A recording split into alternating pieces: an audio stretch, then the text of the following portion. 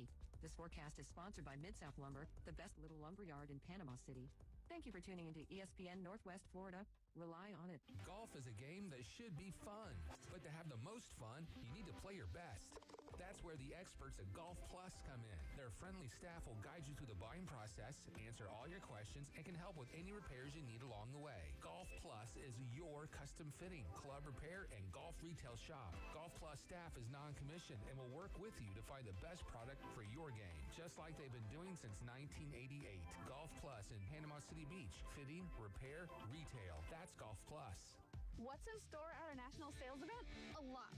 And this month at Panama City Toyota, get 3.99% APR on the super stylish Camry, plus 90 days until you make your first payment, and 3.99% on the impressive RAV4, plus 90 days until you make your first payment. Get 2.99% on the ruggedly refined Tacoma, or get 1.99% on the hardworking Tundra. Let's put you in the driver's seat at Panama City Toyota. Offer expires September 2nd. For details, visit PanamaCityToyota.com. Jaguars football is officially back. Be there as number 2 overall draft pick Travis Hunter, quarterback Trevor Lawrence, and new head coach Liam Cohen take the field for the first time during the 2025 NFL regular season. Secure your seats for when the Jaguars take on the Panthers September 7th by going to jaguars.com/tickets or call 904-633-2000. We'll see you at the bank. Are you looking for a place to take a leak? Do you have a truck, tractor, or other hydraulic equipment leaking or not performing as it should? At Reliable Hydraulic Solutions, we can get you back to work. Do you have a busted or leaking hose? We can typically replace them while you wait. Hydraulic cylinder or pump needing repair? In many cases, we can have it back to you the next day. Reliable Hydraulic Solutions, 6840 Highway 77 in Southport, just south of Tractor Supply. The best place in town to take a leak. WGSX Lynn Haven, WVLQ Port St. Joe. Powered by Panama City Toyota. And that's out of the ballpark. ESPN, Northwest Florida. Broadcasting from the CBC Construction Studios. Let's go. The Afternoon Underdogs are on the air. How are you not freaking out right now? Good to the last drop flavor. The Underdogs are here. 104.3 ESPN Northwest Florida.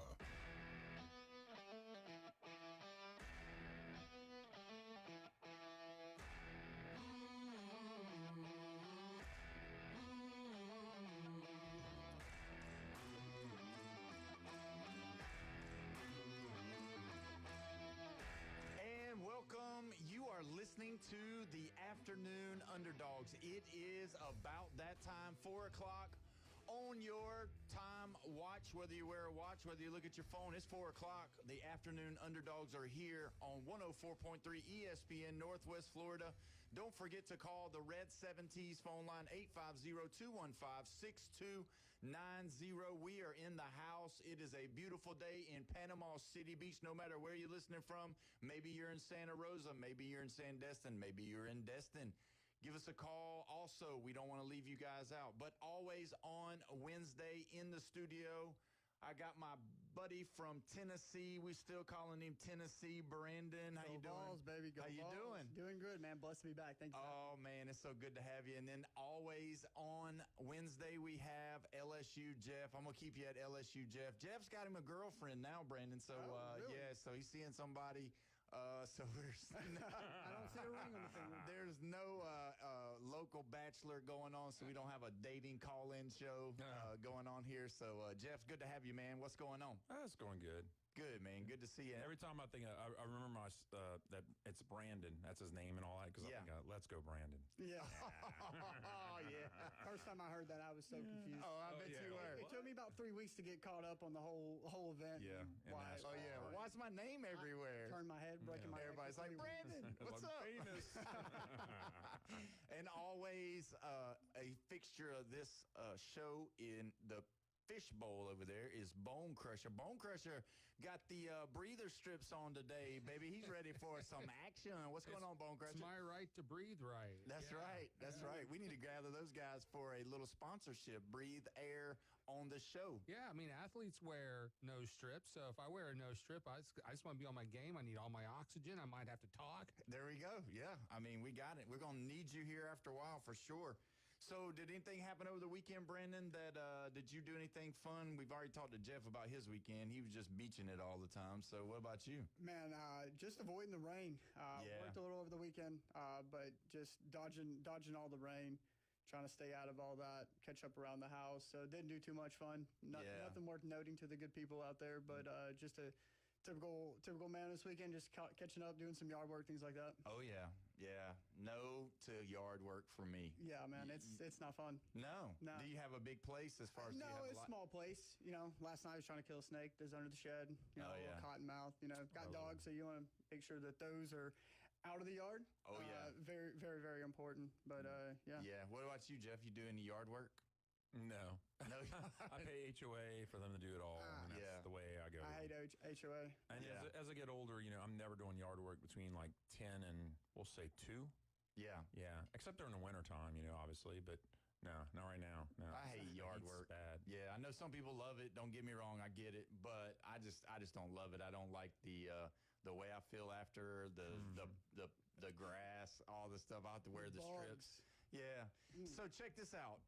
So somebody moved into the house next to us, and they paid somebody to come and do the grass. And no joke, they were out of town for a while, and so you know they had just bought the house. They wasn't moved in yet, and you know we were there, and so it was like 5:30 in the morning. Ooh. These guys start cutting their grass. No way. So he did it the one time, and I'm just like, I'm laying there, and I'm like, am I dreaming, or is this for real? And I look at the clock, and it's like 5:30 on a Tuesday, you know, or whatever day it was. And they were cutting the grass at 5:30, and I was like, what? Must have had the headlights on. I was just like, what in the world? And so then, like 2 weeks later, he did it again. And I'm just like, I go out there and I look, and I'm looking at these guys, and they're like, there's 3 of them. And then one's got the weed eater, one's got the mower, one's got the edger, one's got the blower. And I'm just like, dude, I thought there was like a law. So I looked it up. And so there's like, it's like a law that you can't start cutting grass till like 7 in the morning or something. And so I didn't know kind of there the was a opposite law, of a but it's noise. unwritten rules. I don't know if it's like a law, but I'm saying like, it's a rule. Like nobody, you know, so I was like, man, I'm gonna have to call the HOA.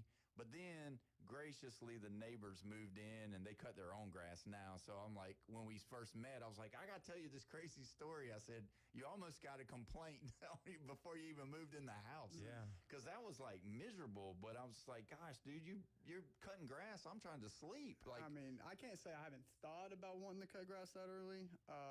Because it is a lot cooler. Yeah, Florida heat. Yeah, but yeah, I mean, common courtesy. Come on, you got to wait a little bit so your neighbors can sleep. And just because you're up doesn't mean they're up. Those guys were about getting that yard cut, buddy. I mean, you should have saw them getting. I mean, it was so loud. They had a big old trailer, like an enclosed trailer, and it was one of those that's just like boom, boom, boom, boom, boom, boom, and then they just boom, boom, boom, boom, boom, bringing everything up. It's like, gosh, dude, can't you just like go do a business first? And then, you know, hit your residentials later. And so, but I mean, whatever. If you like cutting grass in the morning, knock yourself out. That's great. You know, we were looking at your shirt before the show started. It says feels like 98. So tell us the story about that real quick. Feels like 98. So, you know, 98 is the last time Tennessee won a national championship. In football. In football. Yes. Yeah. Let's say that. But yeah, in football. Was it 22 where Alabama come to Tennessee? We win for the first time in X amount of years. A long time. I corrected him last time, and I was wrong. It was? Yeah. It was 15 years. It was not 17. But I had your back, Paul.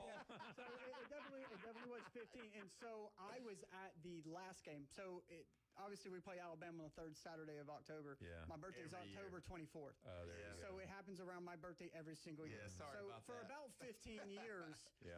my birthday was ruined. I mean, I had birthday parties to come over and watch the Tennessee-Alabama game.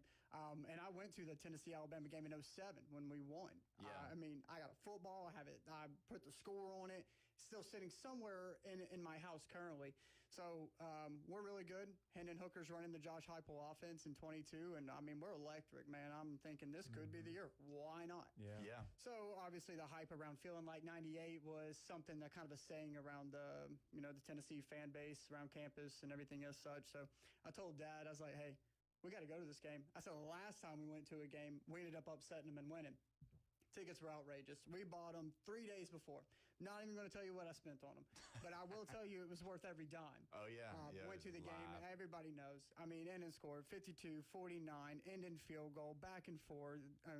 Jalen Hyatt, 5 touchdowns. Hendon Hooker, electric. I mean, it was an amazing game. Rushed the field, carried the goalpost out. I mean, documented the whole thing. But, yeah, that's what this shirt's all about because that night felt like, I hate to even say it. It felt like we had won a national championship that night. Just the weight coming off our shoulders after 15 years. I mean, it didn't matter where we went. Tuscaloosa, Knoxville. I mean, we got handed to at home, away. And y'all were undefeated. Y'all were. Yes. And I'll tell you, a few weeks later, 2 or 3 weeks later, I was in Baton Rouge. LSU's playing Bama. Yeah. In Baton Rouge. Mm-hmm. And we had Jaden Daniels. And it was his first year there. Mm-hmm. And we upset Bama. But I remember at the tailgate, we were getting wasted. We were drinking. It had to be a night game. It's the most drunk I've gotten since, I've been single. Yeah. Really? No, seriously. And we were watching on TV. It was Georgia and Tennessee. And y'all were 9-0. And y'all had Georgia. I think Georgia, they were 9-0 also. Yeah, it was undefeated. And I watched pieces of that game because I was drinking a lot, right? And I was like, man, Georgia's really conservative, man. They do not want to lose this game. They are not risking anything. They wanted to make sure they got the win. They weren't taking any risks. If they had taken a couple of risks, maybe turnovers could have happened the other way, and 2-touchdown win might have gone the other way. Yeah, we kept it close important to the beginning. They pulled away. We kind of got a little closer, but I mean, the score didn't reflect. They ended up beating us pretty good that game. Yeah, I think we were still on a high 18 horse. 18 or 17 or 16. It wasn't terrible. It wasn't horrible. They didn't score a whole lot. Y'all didn't score. We had to go to Athens and play, so I mean that's always a tough place to play. Yeah, and then y'all lost to South Carolina in what was a shocker because it was in Columbia. Yeah, that was a heartbreaker because one loss you're okay. Yeah. But then you take the second loss and you're like, we're out. But now with the expanded playoffs, hey, 2 losses, you still can get in. Especially you can still get in. The only one that was left out last year that had 2 losses in a Power 4 conference, Miami Hurricanes. Oh, Hurricanes. Yeah. Well, you know what, guys, I love it. That's why I was kind of sitting back and relishing in the moment of listening to you guys talk about big parts of y'all's programs and both of y'all talking about how big things that happen in your life. And these were, you're getting as drunk as you could possibly get.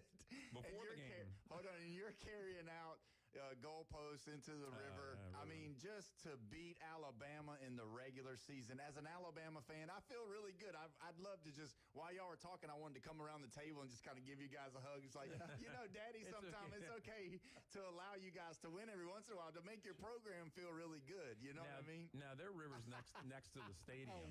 So it's nothing, right? Real close. But Vandy's like 7 miles. Oh, it's a long way. They had to carry it down the city, into the city. Let's be honest. My envision of Vandy guys. Now I'm sure there's some big Vandy guys, but where they're kind of studious. No, they're kind of. I don't know where there's Vandy guys. Students. They got like 7, I know, 8, but I'm saying I don't know where any Vandy guy. I've never met a Vandy fan actually somewhere. Ooh, I live in Tennessee. I don't know. I lived there a long time. Never just met. Hey, I'm a Vandy fan. I'm a Commodore. There's a Vandy family on the West End, on the beach and all that. And I met like the whole group, and they started talking to my daughter about going to Vandy and everything. And my daughter was like, "Oh yeah, it'd be great." Yeah, I've never, come to think of it, I've never seen like a Vandy flag. You'd be hard pressed to find a Vandy fan in Nashville. You ever rode down the road and saw a Vandy flag out the window of somebody's car? No, absolutely not. No, it's something I don't see. But let's get back to y'all got any more things to talk about as far as, when y'all beat Alabama? And No, you usually don't. Usually don't. Well, I went the next year. We lost, Jane Daniels won the Heisman, but he lost that game. But Dallas Turner tackled him pretty high. I think they were going to throw a flag. You should have heard LSU fans whine. And Yeah, I'm sorry, I'm one of them, but I wasn't whining. Yeah, they thought that he hit him too high. Remember, he knocked him out of the game. It was debatable, whatever. Yeah, I mean, thought he was going to be out. Yeah, we lost by 2 touchdowns, but last year we got killed. I think this year in the series between when we come to play you guys is going to be crucial for you guys, and especially DeBoer's legacy. Because we won 2 out of the last 3 years. If we win the last 3 out of 4, people are going to start flipping that story. Well, it's going to be these last 4 and not the last 15. So let's just say that. I get it. I get what you're saying. And yeah, on paper with normal teams, it makes sense. But when you look at Alabama, we think about one thing and we think about one thing only, because everybody that is, I'll just kind of put them in the same category as Auburn. Oh, well, Gus has a better record against Coach Saban. He's the Saban stopper, and all this stuff. But how many national championships did Gus win when he was the head coach at Auburn? Let me answer that for you. None. How many did Saban win? Way more. And so for us, we don't really necessarily worry about, obviously we want to win. We want to go undefeated. But we don't really get into the whole, as a fan, we don't get into the whole, oh, well, we've lost or won 15 years in a row or 7 years in a row or 3 years in a row. We're thinking about championships. You're right. And that's the thing about Alabama. When we look at a game, it is a game that we want to win. We feel comfortable about winning. But when we look at it, we're like, okay, you got us 3 out of the 4. Now we got a new coach. It's different. It's a whole different ballgame. What is his legacy going to be? Because, yes, you look at the way it's set up now, realistically, these rivals mean something, but they don't mean so much anymore because of what Jeff said earlier. If you win all your games and lose to Tennessee every year, but you still make it to the playoff and you still maybe win a national title once every 3-4 years, then really losing to Tennessee, it gets the rivalry, but it really don't matter when you look at the scope of things. I think we could not win a national championship and beat Georgia, Florida, and Alabama every single year, and I'd be happy, fan. That's true. I mean, that really is true. But like for me as an Alabama fan, all these years, I don't want to lose any game. It's just like growing up playing Madden or college football. When they'd score a touchdown, I'd hit the reset button, start the game all over because I didn't want to give up any points. But I don't want to lose, but I don't care about losing as long as we win the national title. But you're seeing these two things as separate. But let me tell you, there's a thin line between the two because as soon as you lose to Tennessee and Vandy, guess what? You got to win out, and you lost to Oklahoma. Yeah. And as soon as Oklahoma, they broke the back. Right. And then that was it. And you're just talking about 1 year. I was talking about last year. Yeah. The most important year, last year. It is, but it was his first year. So everybody kind of gave him a pass. Everybody kind of was like, okay, because if you remember Coach Saban, we lost to Louisiana Monroe with Coach Saban in his first year. So, and obviously they didn't leave us with the team that Coach Saban left Kalen DeBauer with. I mean, his team that he left him with all the recruits, and they didn't really leave. Shula had some stars on that team. There was some decent players, but nothing. But they weren't coached thoroughly over time. Yeah. To be the talent that they would become. Yeah. I mean, I agree with you. It's just that they had potential. They had potential, but they weren't coached to the full extent that they could have been. If you look at Alabama, they were a different team at that time too. They were a different. It wasn't the national championship type styles teams. I mean, the last time we had won was in '92 with Gene Stallings, and before that it was Bear Bryant. So I mean, we're not talking '79. Yeah, we're not talking several national titles in the '80s. Power Eye and the Wishbone were dominating. All of that, yeah. The dual threat. Actually, I think 70. I want to say it was 78 and 79. Bama won back to back, and the next time that somebody won back to back was like, oh my God, it was like a long time. When is like it? 20-something years. Was it Nebraska? Did Nebraska do it? Did Nebraska? No, I think Miami? It could have been in the '90s when they did it. Miami went for the repeat twice and lost. That's right. That's right. I don't know if Nebraska did it. I don't think the Gators did it either. I think it had been years. No, the Gators didn't do it. Yeah. So, yeah. But let me tell you what's funny, though, that you're talking about all this, because it came up in my feed this morning, and it was showing Mark Ingram and I can't remember who the other – it was a receiver. Julio Jones. That's it. And they were on the sidelines, and they beat like the Florida Gators by 20-something points, and they were mocking the Gator Chomp, and then the other camera had it on Tim Tebow sitting there. Yeah, crying. And, he wasn't crying. He did cry. Oh, he did cry? Yeah, he was crying. Oh, wow. Yeah, I know what tears look like. Yeah. He's got a wife. I've had tears. No. I've had kids before. So, yeah. So that was the year. So if you remember that, the year before, they beat us in the SEC championship. Well, we were undefeated and they were undefeated. And so, like, it was the old school rules. So we lost, and then, like, just to Tebow. And then for our bowl game, we went and played Michigan State, which was Kirk Cousins and them. And, I mean, it was like 35-0 at halftime. And then the next year, that was when we had Mark Ingram win the Heisman, won the national title, which, if you remember that year, that was the craziest year because Mount Cody blocked the field goal. I was in my living room on my birthday weekend when I was like, we're finally going to do it. With a Lane Kiffin coach team. Oh, yeah. So I'm going to start an argument. I'm going to start an argument. He's got, hold on, wait a minute, time out. He's got goosebumps on his arm right now. I'm telling you. This orange runs deep over here. It really does. I'm going to start an argument here.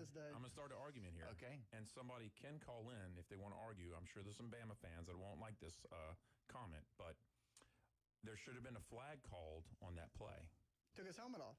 He took his helmet off. That. And there was time on the clock. It was not 0-0. It was like 2 seconds left. And there should have been a flag thrown on that play, and it would have been a different outcome. Would have moved forward. First down, 15 yards, still been able to kick a field goal. Yeah, and the thing is Gary Danielson was calling the game. As much as I can't stand him, he was right. He was right. Yeah. I can't stand Gary Danielson. Sorry, Gary, if you're down here for vacation. But realistically, you're right. I remember that because he blocked it, and he immediately took his helmet off and started running. You know what I mean? And it's like, whoa, we still got time on the clock, but they didn't throw the flag, thankfully. Yeah. And, I mean, we went on to win the national title, and that game, had we had lost that game, that would have knocked us completely out of the national title. I did not think that must have been 09. That had to have been 09, the year before Cam Newton. It had to. Yes, because Florida won in 6 and we won in 2007, and Florida won in 2008. Yeah, they won 2. They won 2 on each side of us, and then 09 was Bama, and then Cam. 10 was Cam Newton, and 11 was back to Bama. Y'all beat us for the national championship, 21-0. Right, and then y'all turned around and beat Notre Dame the next year. Yeah, because we beat y'all, or y'all beat us. Yeah, in the regular season. 9-6. 3 field goals on y'all. Yeah, 3 field goals. 9-6. It's a defensive. But look at that real quick, and I know we're going to take a break here in just a minute, but if you look at that, look at how the college football world was set up at that point, because Alabama was undefeated when they lost to Tim Tebow. Now, that following year, we won the national title. So say we beat Tebow, obviously, the first time. We go and play for the national title there, so that would have been 1. We won it the second year with the blocked field goal. That was the closest game that we had that year. Then the third year, we were going into the Iron Bowl undefeated against an undefeated Auburn team. And they won by 1 point with a touchdown pass to their tight end at the end of the game in the back of the end zone. And it was 24-0 at one point. Yeah. And so if you look at it, Bama at that point could have won 4 in a row right there with different rules. If we lived in this rule of playoff football now, or, you know what I mean, if we had more of I see what you're saying. Yeah, it could have been 4 if they had playoffs. Yeah, because if they'd had playoffs, then who could have won those games? Because the Cam Newton game, that was a 1-point game. The beating Tebow, we smashed them when we beat them, but they beat us barely in that SEC championship game that shot us over. So, I mean, when you look at it, man, those 4 years, that team right there, if you look at all the stars on that team, from Julio Jones to Mark Ingram to just the running backs that were on that team, obviously we didn't have. I mean, it's unbelievable. At one point, what was the fun stat that Nick Saban had over $1 billion worth of like players that had contracts in the NFL? Yeah, it was something silly like that. It's crazy the amount of talent that's come through there. The LSU-Alabama game, that 2011, 25 defensive players started in the NFL from those two defenses. That's the one where Justin 25. Jefferson. That means Chase, backups. No, it wasn't that. It wasn't that group. It was the Tyrann Mathieu, Morris Claiborne, that one, Morris Claiborne, Reed.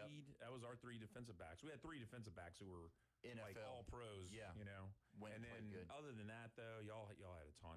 But I mean, 25. That means the backups started in the pros. Yeah. The backups. Yeah. It's crazy. Yeah.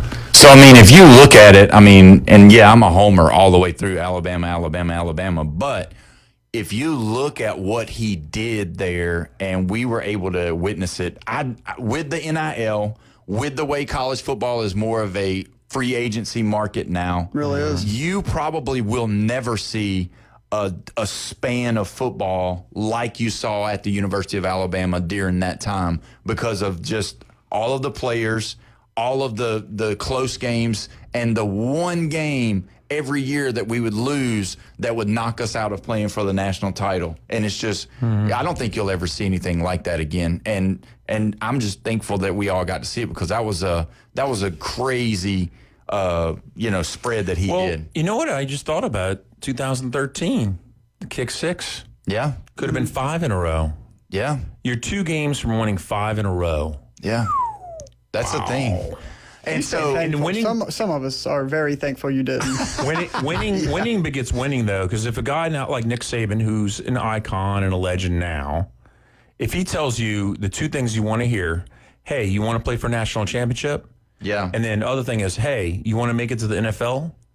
Right. You come here, you might not start your first year, but you could be a backup, learn some things, and get to where you want to be. And that's the thing. You learn from a star college football player that's going to go get drafted in the first round. Because all these guys, Jerry Jeudy and all that, they were backups at one point, you know? That's how he was able to sell and build his program. Sell it. And he sold it. And you know what? Are we talking to the Hurricanes guy? Is that tomorrow? Or no, we're not talking to him for a few weeks. We'll give him about 2 weeks. But when we get back to him, because Howard Schellenberger used to do that. He used to bring in his cigar. Yeah, that's how you sell it. And he would sell the dream to these guys that were coming from really modest places. Yeah, and to me, that's where a lot of the coaches lose it because Saban obviously was about winning, but Saban put those people in the NFL. So you knew that if you came to Alabama, you were going to have a shot to go to the NFL and not just go make a team, but go be a starter, go make a lot of money. And so that's why, like, when I hear college coaches and they make it all about themselves and that kind of stuff, I'm like, you're missing the boat. You better make it about pushing those kids to the next level. And that's like junior college coaches. If they can get those guys to sign with bigger schools, sign with Division I programs, you'll see a bunch of people go to a junior college and then go on from there because of just that. You know what I mean? Your record might not reflect it, but if you're shooting kids out to all these big schools or if you're getting people drafted, that's where I want to go. That's where the kid wants to go. So I think probably Kirby Smart probably does the best on trying to sell people and get into the Oh, yeah. Well, and there's nobody better. And where did he learn from? Yeah, exactly. Yeah, I mean, he come from that coaching pedigree. Yeah, he's under that tree. And the only person who could have been was, is it Mark Stoops? No, wait, Bob Stoops. Bob Stoops is Oklahoma. Yeah, he did good. If he had stayed there and he'd be there right now, oh, yeah. With the money. With all the attention. money. As soon as that's Sooner State, man. Yeah. Cowboys are redheaded stepchild worse than Auburn. No, like you talking about Oklahoma State? Auburn could be a redheaded stepchild, but Oklahoma State is even worse of a redheaded stepchild in that state. Yeah. Well, and that's where we talk about that is one of those rivalries that's gone. It's no longer there. Bedlam has left the building. That's right. Oregon's still playing Oregon State. Yeah, now. This year. For now. Yeah, we'll see. Well, when we come back, we're going to discuss a lot more of this, and we're going to be talking about what happened last night in Major League Baseball that you don't want to miss. You're listening to the Afternoon Underdogs here at 104.3 ESPN Northwest Florida.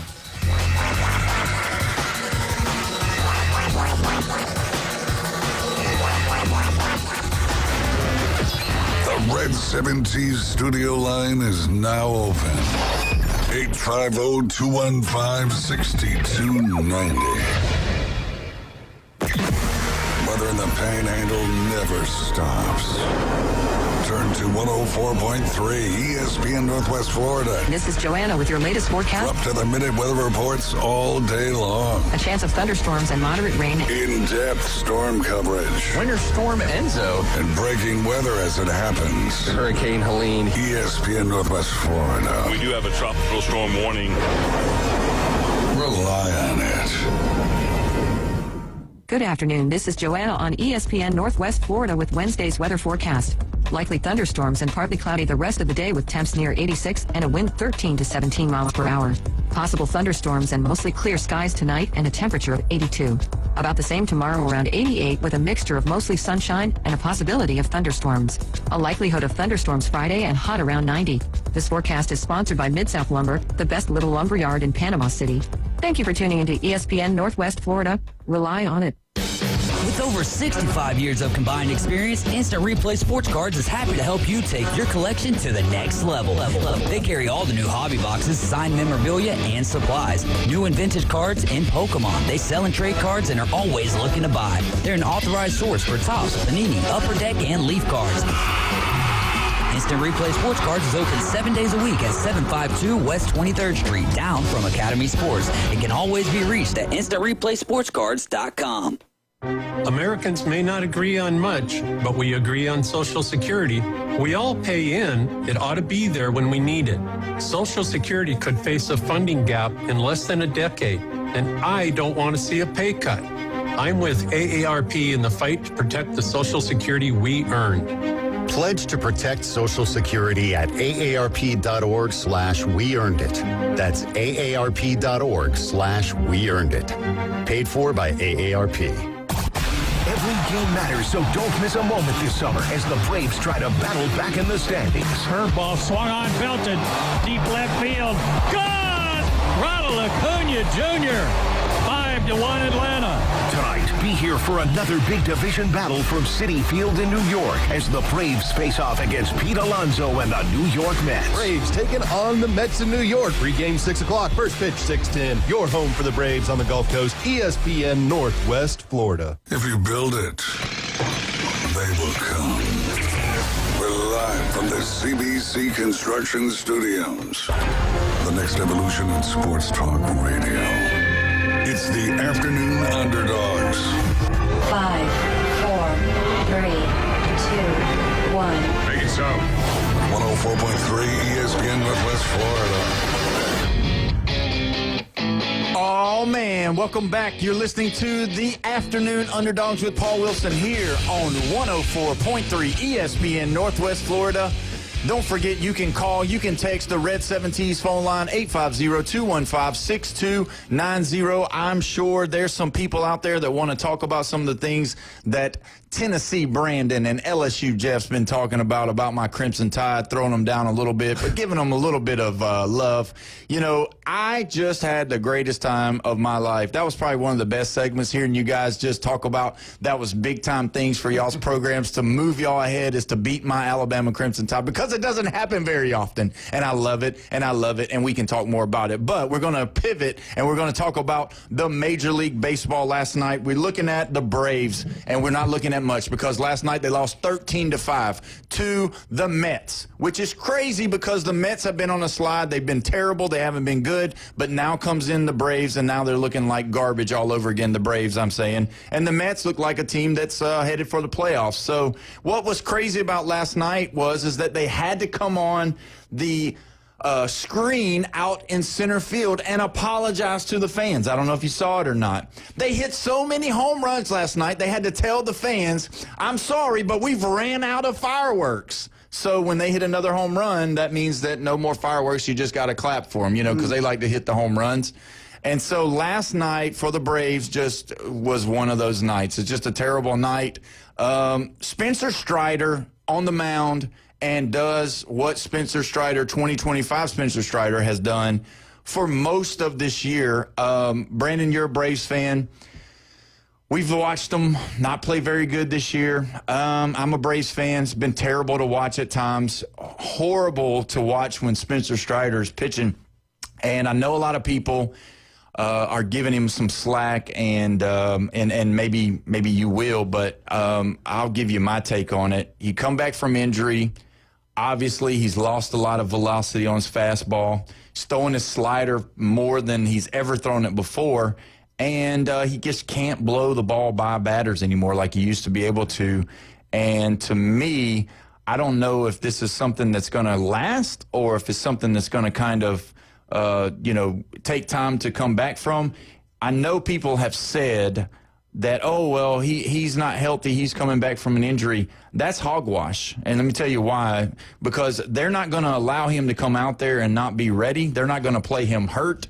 They're not going to have a player out there of his caliber that they're paying that much money to be hurt and still trying to pitch through pain, still trying to pitch through this or that. So for all the Braves fans out there, obviously I'm one, but hogwash on this whole thing of saying that Spencer Strider's still hurt and that, we got to be patient and let him get back. No, they pay him that much money to be out there to throw strikes and to strike people out, and obviously he's not doing it. Yeah, it's disappointing when an all-star caliber player gets back and you're thinking, heck yeah, we've got another pitcher in the lineup, and they get back and they struggle.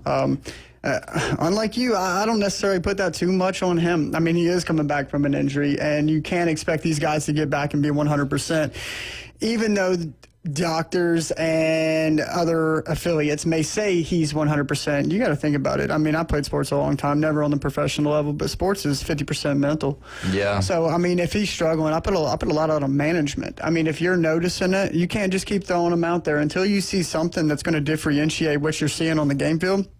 You got to change something. So don't keep throwing him out there if he's struggling, because one, pitching, I pitched in Little League. I've never pitched in high school, never pitched in college, anything like that. But I would have to say that a lot of it has to do with confidence. If you're going out there and he's continuing to struggle, I guarantee you that's not building his confidence. It's absolutely destroying it. So you just think you're just going to continue to throw him out there and he's going to do better. So at this point, we got to do something, whether we're going to pull him, whether he needs to go to AAA, additional rehab. We got to build the velocity back. We have to be able to get the accuracy, because without pitching, something that the Braves have struggled with over the years, consistently, it seems. We're gonna have to do a little better in getting these guys back and getting them ready. Well, you could see the defeat in his face. He looked like a man most miserable out there for the whole entire time that he was out there pitching. He didn't look good. He didn't look confident. He didn't look happy. And obviously he's not throwing his fastball like he used to. And the thing is that, maybe he's one of those guys that if he doesn't do very well, he's going to find himself on the backside of 5 starters, because all of the guys that are pitching for the Braves this year that started out the year, they're all supposed to be coming back. I know Chris Sale is starting his rehab. He just started rehab. Yeah, so he'll be back next year. And then you got the other guys, plus there's a couple of guys in the farm system that looks good as far as being a starting pitcher. I'm not sure if Strider doesn't do well ending the season this year. I'm not so sure if he's not on the trading block. I'm not so sure if he's not one of those guys that says, hey, we're going to move you to the bullpen, because his stuff just isn't there anymore. He doesn't have the stuff. His slider's decent. His fastball is not fast enough. I never thought in the lifetime of my life that I would bring up, your fastball having to be a certain speed, but now we live in a time where your fastball has to be in the middle 90s. Yeah, he once upon a time was pushing that high 90s, close to the triple digits at times, depending on when the game was, where your adrenaline is pushing, things of that nature. I mean, he's lost a lot of trade value. I don't think there's any point in getting rid of him. I mean, at this point, what are you going to do? You're going to trade him away for a bag of peanuts? I don't know. Maybe get it to the place to where you can save you some money. Because that's the only thing I could think of is making it a business decision. You don't get good players just to give good players away. So, I mean, if once upon a time you had it, I mean, you have to give them the opportunity to, rehab and be able to get fully healthy, even though they're saying he's healthy. I mean, there's, like I said, mental. He's not quite all the way there. It's pretty obvious. Yeah, he doesn't look. Yeah, he doesn't look like he's ready. He doesn't look like, especially whenever he's there, giving up blasts. And let's just don't. I don't love Pete Alonso. I don't like the Mets at all. But let's go ahead and say it. Last night, Pete Alonso. He's now the all-time home run leader for the New York Mets. He passed someone that was so big in my childhood. Darryl Strawberry, yeah. Good old number 44, who played right field for the Mets for all those years, won the championship with them. And, what are you laughing at? What are you laughing at? It's just when I think of Strawberry, I think of Gooden, and I think of cocaine. Yeah. They like that stuff. They used to. Now, check this out. Now, Strawberry, he is a self-professed Christian now. He stopped doing I'm not all saying, that. okay, for legality purposes, I'm not saying that they did it. Allegedly. I'm not allegedly, yes, allegedly. Okay. No, I think it's out there. No, let's not talk. I don't want any lawsuits. I'll let you, Jeff, trying to. But that's what plugs into my head when I think of Strawberry and good. Now I'm actually shocked that Strawberry is the all-time home run person for the Mets. Really? Yeah, 252 last night, 253 Oh my for. God. Yeah, it's low. It's low. Yeah, it's low. It's not very Yeah. high. I mean, you got to think about that franchise. They've notably and historically. I mean, I don't know how long many years Strawberry was there. I'd have to look it up. Yeah, I'm not sure. He was there for a pretty good time, though. I mean, he was there at least, 8 or 9 seasons for sure. Because I realistically, don't know why I was thinking it was more like 5. But no, he was there. He was there. Okay. Yeah, he was there for a pretty good little while. Because I'm not sure when he came in. Because if you remember, he was already there when Doc came in. Doc Gooden came in later, but he was there with Hernandez and Knight and Gary Carter. Gary Carter, he was the catcher. Yeah, Gary was Carter. so excitable, man. Yeah. He was an Expo. Yes. Also. Montreal Expos. Montreal Expo. And you had Tom Seaver pitched on that team. What? Yeah, Tom Seaver was on I thought that. he was retired by then. No, he pitched. I remember he was a stud Gary in like Carter. 80 and 81. Tom Seaver was a stud. Carter was there. Carter was definitely there. Yes. But I didn't know Tom Seaver was still playing. Yeah, he didn't play, I don't think, with Strawberry, but because Seaver ran late. Like, Seaver was one of those guys that was. That's another forgotten pro that was solid. Yeah. I mean, that guy was the best in the league for maybe a year or two. Yeah, he was really good. Was he a Hall of Famer? I think so. Yeah. Yeah. Actually, no, you know what? I don't think he is, but he belongs in there. Yeah, so does Oral Hershiser. Yeah. Yeah, well, you look at the whole body of the work, and we found that out afterwards. We looked it up. Yeah, I mean, but we just remember, and that was something that we talked about on Monday as well, is when you talk about Hall of Fame, when you say Hall of Fame, you talk about being the best for that year, that you played. That era, that time period, yeah. And that's like with Ohtani. I've asked a lot of people. Chef Ross believes Ohtani is not in the Hall of Fame if he were to, stop right now. I think so. Coach Brian Haddad thinks so. I mean, he's the first guy to do what he's doing since Babe Ruth. I mean, has any other player in the last 50 years done what he's done? Even though the dirt is quickly. I mean, just in the short duration. I mean, I think it qualifies just because we haven't seen something that is for sure. No doubt. And the thing is like some of the things that you say Babe Ruth did, but there's some things that he's done that Babe Ruth didn't do. There's some things he's doing that he's doing better than Babe Ruth ever did. So, and I mean, if you were to ask right now who's the best player in Major League Baseball, you have to say him, not just because he's pitching, but because of his bat. I mean, obviously he's not playing. How about his stolen bases, his base running? He's a first and only 50-50 club. 50-50. He said he wanted to do it. He did it the same year. And so if he wanted to. Ricky Henderson was the 40-40 guy. No, he didn't ever hit 40 home runs. Jose Canseco was the 40-40 guy. So, But Ricky Henderson, my favorite player growing up. I love him. He was just great. Do you know, I talked about this Monday, so sorry, guys, if y'all are listening and y'all are hearing this again, but he's my favorite player. It's my show. I can say what I want sometimes. But listen, Ricky Henderson is a funny thing because what he would do is he would talk in the third person about himself in the locker room. Oh, that's cool. Yeah, so he'd be like, they'd be like, how you feeling today, Ricky? Ricky's feeling really good today. I like Ricky, too. I play with him, honestly, on MLB The Show. Yeah. Man, he's fast as lightning. Covers the entire outfield, stolen bases left and right. Yeah, a great card. Ricky was still playing baseball like independent leagues at 54 years old and still being good. Yeah, I mean, and they said he still did that. That's passion. That's passion for Well, he loved the game. Yeah, passion for the sport. Well, I don't know if you know this about him, too. He never cashed his first check. Oh, yeah, he's got a frame. He's got it framed. And so because at the end of the year, they were trying to close out all their stuff with the audit. And they were missing this amount of money that had been cashed or whatever. Accountants like the debits and the credits they to be like equal. the balance. Yeah. And they can't. What they can't close count it out.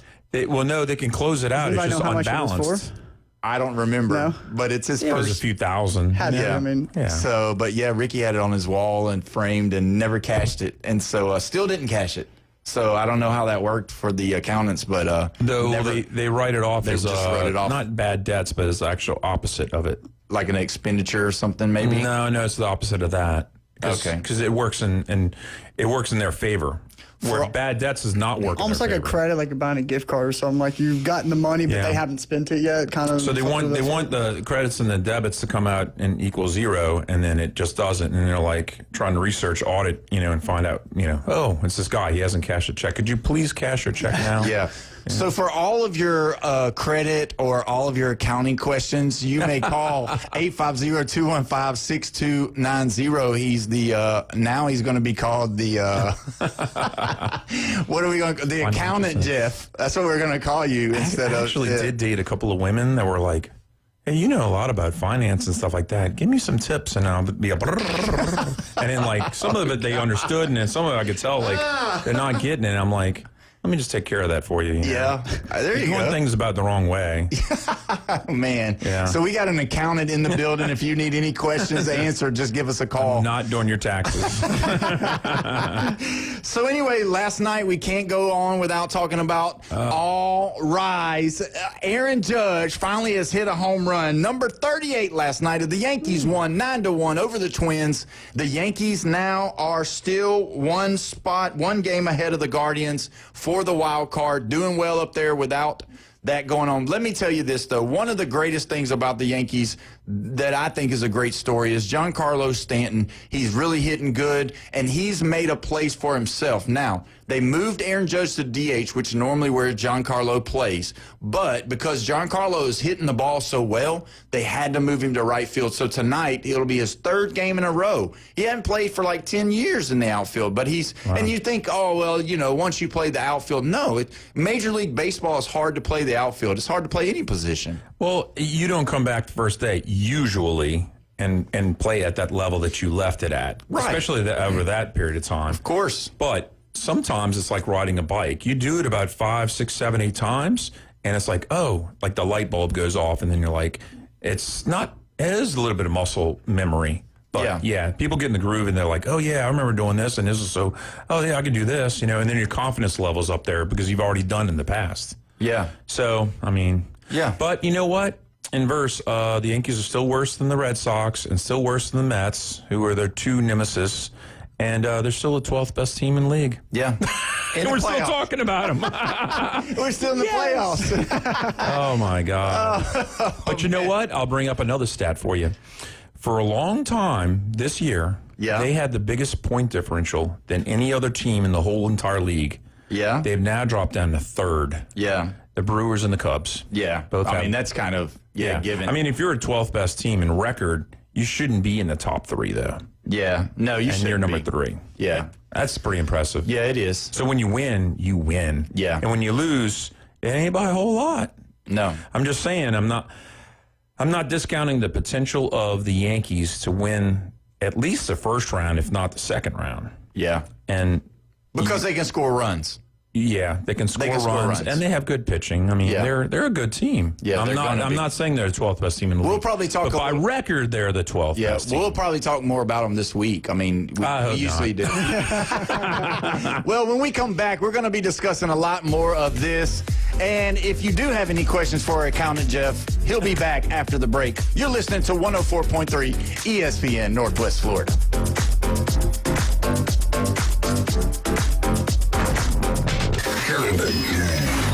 Call or text us now on the Red 7T studio line. 850-215-6290. ESPN Northwest Florida. The Afternoon Underdogs. We appreciate you guys that are out there working on the roads. Maybe work a little over. I appreciate the guys who are working. I don't appreciate the 11 guys they have to sit and watch the guys who are working. Yeah, that's the thing. Like, you got 5 that are in a circle watching the one guy with the shovel, and we're still here 2 years later. 4 to 6 weekdays. 104.3 ESPN Northwest Florida. Good afternoon. This is Joanna on ESPN Northwest Florida with Wednesday's weather forecast. Likely thunderstorms and partly cloudy the rest of the day with temps near 86 and a wind 13 to 17 miles per hour. Possible thunderstorms and mostly clear skies tonight and a temperature of 82.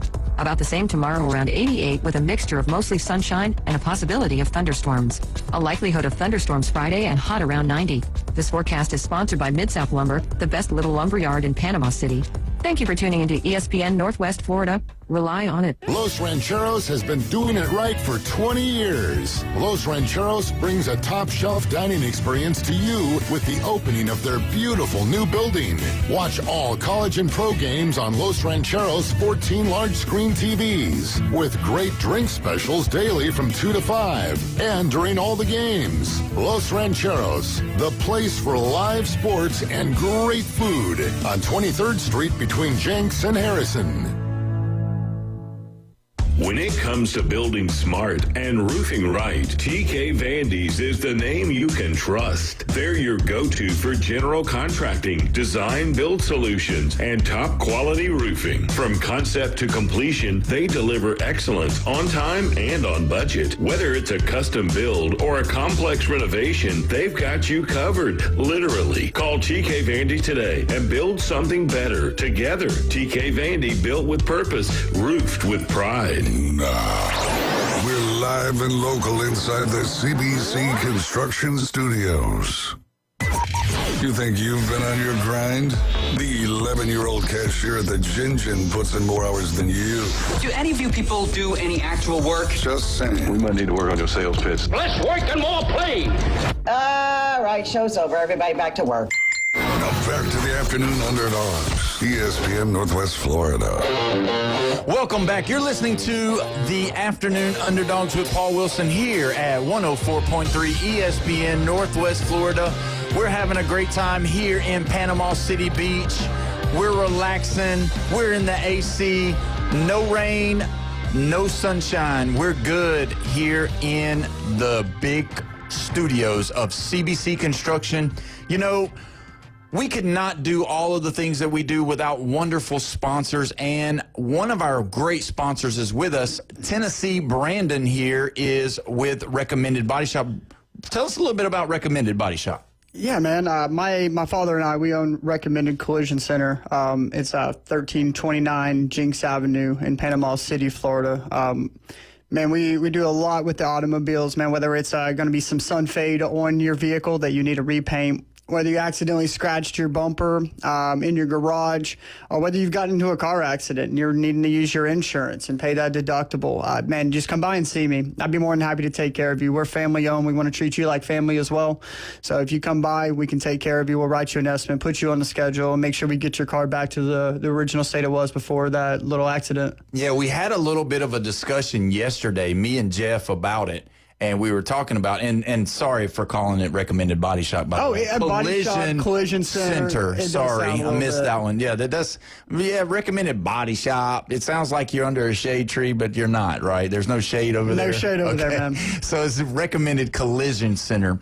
And so me and Jeff were talking, and I believe Bone Crusher kind of chimed in on this one too. But do you see more women wrecking vehicles than you do men, or not? Because Jeff said no. I have a lot of men that blame their wives. Oh, yeah. Now, whether that's the case or not, you know, women do a lot more. It seems like a lot more commuting than men at times. They're the go-getters of the family. They make sure stuff gets done. Typically, traditionally. Yeah. So I do see a lot more, women coming in with some damaged vehicles, but nonetheless, man, I see all ages, young, old, men, women, all across the board. Yeah, we got old Silent Jeff over there on this one. He ain't saying nothing about the women crashing into the buildings or hitting curbs. Is that because of the new girlfriend? Or? Yeah, probably so. He's probably just trying to play it safe. Okay, I don't blame you. I mean, my girlfriend's the best driver in the world, and I love her. Yeah, my wife's not. So no, she's. You got to not. go home and eat dinner after this. Yeah, I know,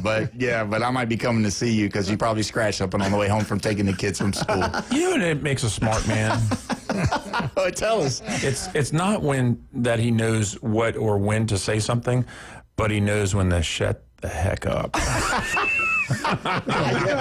Well, that's good. Let me say this then. There we go. Brandon, I have an Asian wife. I'll be over to see you soon. Come on, Oh, no. come on over. Oh, my God. I'll be more than happy to take care Why? of you. Wait, let me look through this. Why are our demographics all men here? I don't know. That's right.